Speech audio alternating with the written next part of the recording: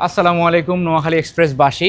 আমরা আজকে এখানে উপস্থিত হয়েছি নদনা সোনাইমুড়িতে আলফালা জামে মসজিদ।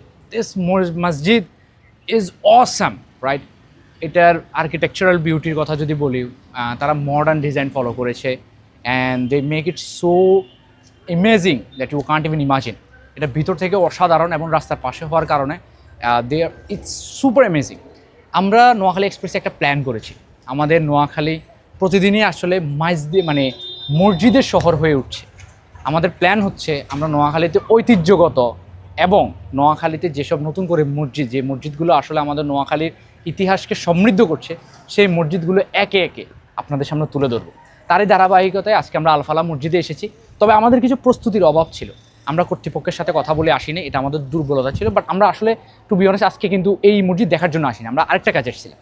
সো আমরা এই জন্য আসার কারণে আমরা জাস্ট আজকে দেখে গেলাম, রেকি করে গেলাম।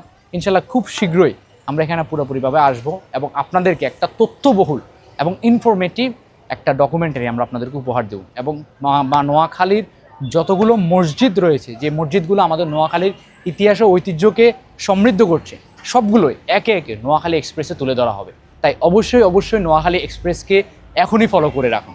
আসসালামু আলাইকুম।